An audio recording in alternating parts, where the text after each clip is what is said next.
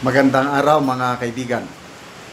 Bigyan natin ng reaction opinion ngayon itong post ng The Manila Times 27 minutes ago. President Ferdinand Bongbong Marcos Jr. on Friday, today officially launched the Philippine Health Insurance Corporation's Yaman ng Kalusugan Program, YAKAP. Wow, ang galing, no? From AKAP to YAKAP para malayo sa sakit, an expanded benefit package that provides Filipinos with access to essential primary healthcare services. Okay, so launching today from AKAP to YAKAP. Ano ito? Bagong gimmick? Bagong pakulo? Baka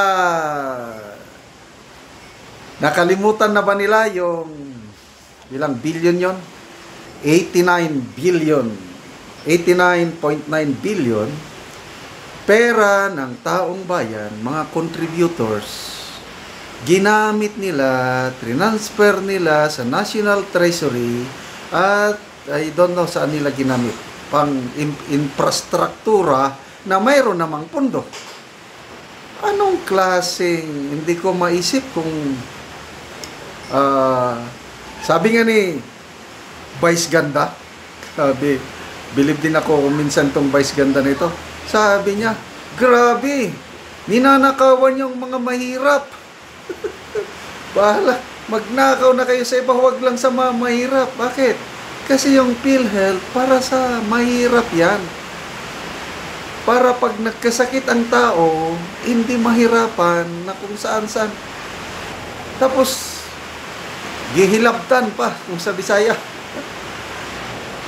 Mabuti na lang at may Supreme Court na tumigil, nagbigay ng TRO para at least may na-save pa yung 29.9 billion. Yung 60 billion na i-release na. Ngayon, yun na natin, nagastos na. Sabi ni Secretary Recto na pag i-order daw ng Supreme Court na ibalik nila. Kailang kukunin nila, ilalagay nila sa 2026 national budget. So ano yun? Ginigisa tayo sa sariling mantika. Ganyan sila kagarapal pagdating sa PhilHealth. Kaya ako, yung mga ganitong gimmick-gimmick, AKAP, YAKAP, pare-parehas lang yan. I don't know kung maniniwala pa ba kayo. Ako, I'm sorry. Sabi ng presidente noon, kahit i-zero subsidy ang PhilHealth, ang serbisyo nandyan pa rin. Subukan nyo kayong magkasakit at punta kayo sa mga private, public hospitals.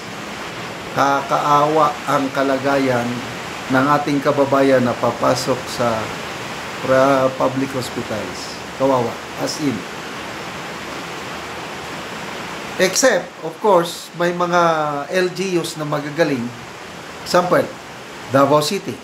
Yan. Ano pa ba? Mayroong mga probinsya. I think South Cotabato. Meron pa. I think Zamboanga del Sur ba o Sibugay.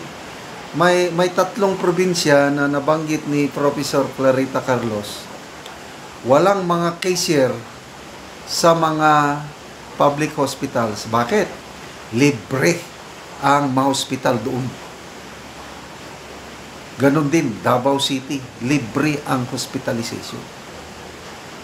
So, kung kaya ng Davao City, kaya ng South Cotabato, kaya ng Zamboanga del Sur ba o Sibugay, kaya ng mga LGUs, bakit hindi kakayanin sa nasyonal? Ang laki ng pundo. Ang problema, yung pundo kung saan ginagastos. O malala ko tuloy, last December, ilang milyon, ang laking milyon yung gagastusin nila sa Christmas party nila plus anniversary pakulo. Ganon sila gumastos ng pera natin sa PhilHealth. So, ngayon, nalalapit ang SONA, ay nako, alam na this, pangbida sa SONA, na inilunsad natin bagong programa sa PhilHealth para magkaroon ng magandang serbisyo sa pangkalusugan ang mamamayan. Ano to? PhilHealth, yaman ng kalusugan program para malayo sa sakit. Palakpak na naman ang audiensya. Katulad nung 5,500 flood control projects na tapos na at marami pang ginagawa. Palakpak na naman. I don't know kung ganahan pa kayong makinig ng SONA. Sabi ni BP Sara, wala namang batas na nagpupumilit sa mamamayan na manood, makinig ng SONA. Ako, wala na tala akong kagana-gana ng SONA. Unang SONA, maganda pa. Pangalawang SONA, medyo wala na. Smugglers and hoardays, your days are numbered. Ilang araw na, hanggang ngayon, nandyan pa rin. Hindi pa rin maano ang mga smuggling at hoarding. Kaya nating pababayin ang presyo ng mga bilihin, bigas, karne, isda, iba pa, sa pamamagitan ng kadiwa. Nasaan ang mga kadiwa? Parang mga guerrilla. Last year, 5,500 flood control projects na Ay, nako, ano naman kaya ang pakulahay? Sigurado ang ipapakulo sa SONA yung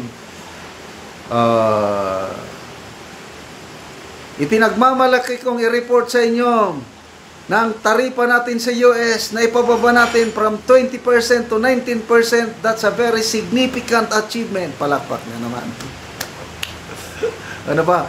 Naiuwi natin mula sa Amerika 21 billion dollars pledges for investment. Palakpak. Ay, anyway, ganyan talaga, sabi ng Pangulo. Wala na tayong magagawa sa baha, sa bagyo. Tanggapin na lang natin. So, 3 years na lang, tanggapin na lang natin ang ating kapalaran na magtiis tayo ng 3 years hanggang 2028. Magbasa muna tayo sa mga comments dito.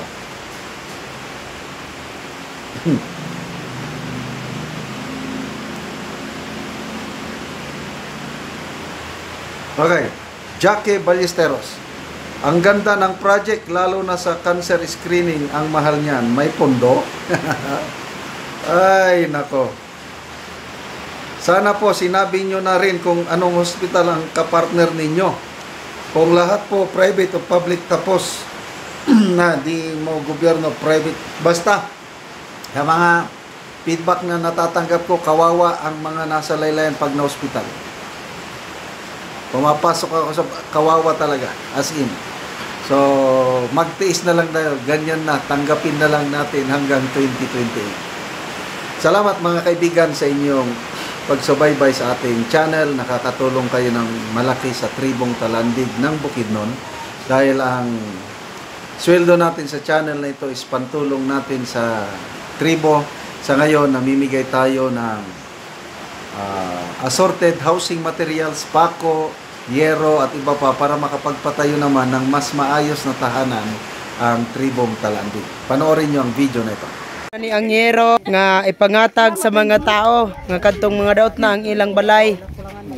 O muna ni siya ang pangtabang sa ila. O karon muna ni sila ang matagaan og yero. Salamat kayo!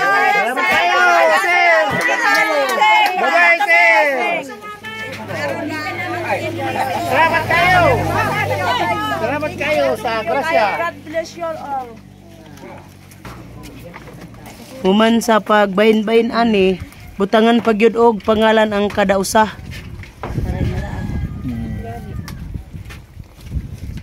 Ay, masilaw no.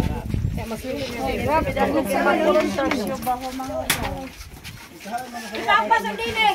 Lagi ka naman kain yan na isa bata. Tagpanoon man nga ibong kakapato. Ari naman.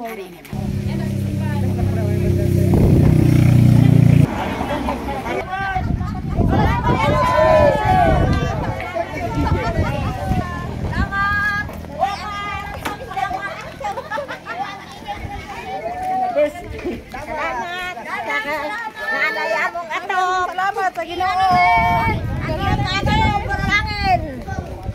Orasa. Barong orasa, alas 12 ang takna.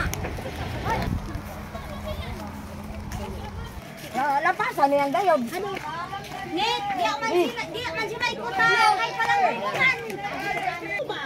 Ug karon mo na ni ang balay ni Kuya nga trapal lang. So natagaan namo siya og yero. Salamat kay sa Ginoo kay naay hinabang nga nakabot sa mua. Ibi na pag-share salamat kayo. Oo. Pila na diri ka kuan niya imong atop? Pila na ka bulan or tuig? Mga kuha naman eh. Wa pa yung magtuig. Oo. Pagkaudan eh. Oo. So salamat kayo ya. Salamat.